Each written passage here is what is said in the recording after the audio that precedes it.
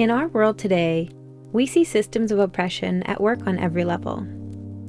Roots ConnectED believes that the best way to address these systems of oppression, both in schools and in society at large, is to start at the root.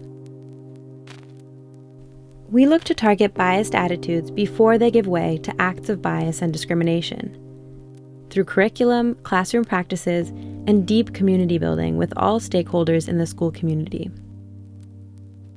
The goal is to identify and then dismantle the thinking and ideology that contributes to harmful acts of oppression, making anti-bias education a means for transforming communities.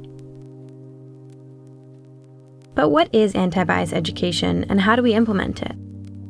In the context of a school, anti-bias education is more than a mere addition to an existing curriculum. It is an underpinning perspective and framework that permeates everything, including your interactions with children, families, and colleagues. Our work is holistic. It does not happen in one lesson or one day, but it is integrated throughout the curriculum and school environment. Anti-bias education, as we see it, calls for a dual process for change. While educators engage in the ongoing work of understanding their own biases, power, and positionality to effect a personal transformation, they are also committed to and affected by a collective transformation, taking place at the level of the institution. Anti-bias education is ultimately a path towards transforming our society into a more just, equitable, and connected one. Roots ConnectED has worked to deepen the definition of anti-bias education and to create a framework that encompasses what it looks like in schools. At the center of anti-bias education are inclusion and the studying and sharing of identity. Everything we do is based on these two fundamental beliefs. Individuals in school communities must have a deep and evolving understanding of their intersecting identifiers, must be able to recognize their personal biases and prejudices, as well as their power and positionality. Spaces must be created that foster a sense of belonging and allow students who enter to bring their authentic selves. Children thrive knowing that they will be recognized and affirmed for doing so. Centering identity work connects students to the curriculum in deep and meaningful ways. With identity and inclusion always at the center of anti-bias education, we can look towards various tools for helping us to implement anti-bias education in schools. What does community building look like in the context of anti-bias education? Community building is closely tied to the ongoing identity work being carried out by adults and children alike in a school setting. Community building involves creating brave spaces where children can take part in storytelling and forge connections across lines of difference. In a classroom where meaningful community building is taking place, students demonstrate self-awareness, confidence, family pride, and positive social identities. They recognize the value of honoring others' stories and perspectives. Teachers are intentional about setting norms that cultivate a safe and brave environment for open conversations. In action, community building could look like a teacher guiding 8th graders in working together to set clear and thoughtful classroom norms that guide their work. The norms that they set make space for them to be vulnerable in sharing their experiences and talking about their biases. As part of the community building process, students explore the tension between how they view themselves and how others view them, and how that tension impacts their experiences. Through genuine sharing and introspection, their community building work allows them to tap into experiences other than their own, and to practice honoring others' stories. Anti-bias education involves actively creating opportunities to learn from those who identify in a variety of ways. We listen to their perspectives and experiences with the aim of building understanding and connection, informing and widening our own perspectives. We are ever mindful of the fact that we don't rest any group's experience or perspective on one single person. Instead, we seek to understand an experience from multiple perspectives. Through representation, teachers aim to build empathy in their students, who, when exposed to multiple perspectives and stories, will express comfort and joy with human diversity, use accurate language for human differences, and form deep, caring connections across all dimensions of human diversity.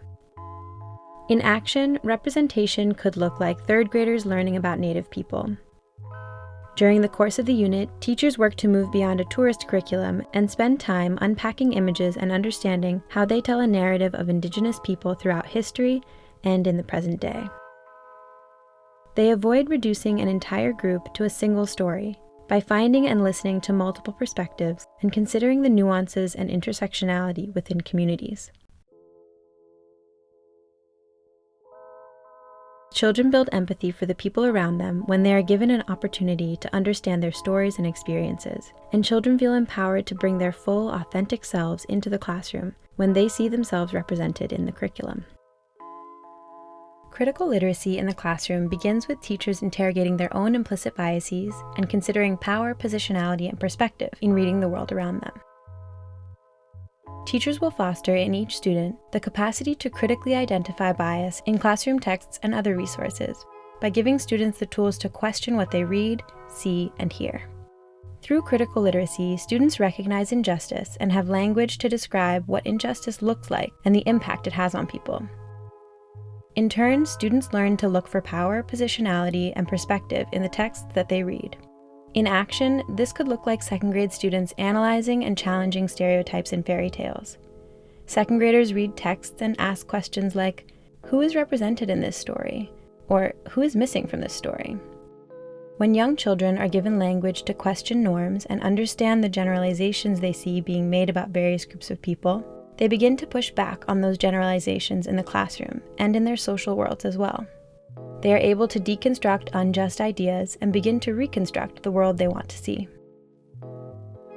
When children are given the tools to think critically about their surroundings, they are able to dispute systems of power that are oppressive. Critical literacy encourages reflection, transformation, and action in children as they eagerly work to promote a more just and equitable world. A core goal of anti-bias education is to empower children to become active agents of change. To realize that their actions, big or small, have the power to transform interactions as well as systems and structures.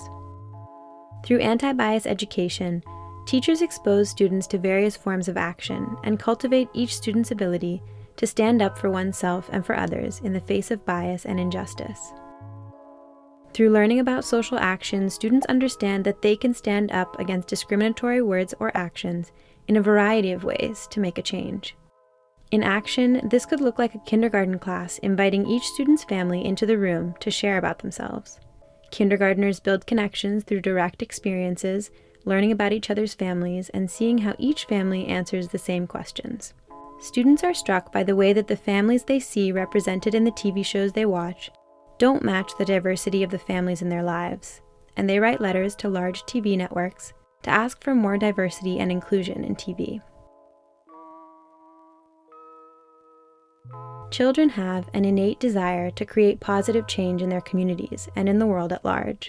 They have a keen sense of justice and want for things around them to be just and fair. As educators, we must nurture that inclination in children by allowing them to take part in actions small or large that lead to transformation. Through the lens of universal design for learning, educators will cultivate each student's understanding of themselves as learners by creating choice and access throughout the curriculum and in the physical space of the classroom. Through UDL, students understand that each person learns in different ways, and they're able to make informed choices for their learning and social-emotional development. At best, UDL allows students to make a plan for their learning, because the goal of their work is clear, and they have the means to achieve that goal. Through UDL, students see themselves as members of an interdependent community. We want students to see their success and liberation as tied to their peers, not in competition with them. In action, UDL might look like fifth graders studying current events. They use the space to discuss things that they're seeing, experiencing, or hearing about in the world around them. Students preview the topics available to them, and knowing that they will be studying the topic they choose for a certain amount of time, they think about what they need, given how they are feeling and experiencing everything going on around them. Being able to preview and being given context allows students to make an informed decision about what topic to focus on and generates higher engagement. Students practice a certain set of skills over multiple days that will help them to read media critically, and they do so by reading about a topic that interests them. If children cannot access curriculum, it does not matter how well thought out it may be, it will not serve them. Implementing universal design for learning informs how students are grouped, options for learning, and developing empathy for others. It helps to ensure our classrooms are safe spaces for kids to take risks, academically and socially, when we subscribe to the belief that there is no average. Access to learning ceases to be a barrier to understanding, growth, and building community. Anti-bias education at Roots ConnectED is centered in identity and inclusion. It is through the tools of critical literacy, UDL, social action, representation, and community building that we work towards our desired outcome of personal and collective transformation. We witness this dual transformation through a shift in culture and attitudes, as well as a shift in the work around curriculum, instruction, and professional development being done in school communities. By implementing an anti-bias framework in our school communities, we promote a deeper understanding in children of both the joy and the pain that exist in our world, and we provide students with strategies and tools for transforming our society into a more just, equitable, and connected one.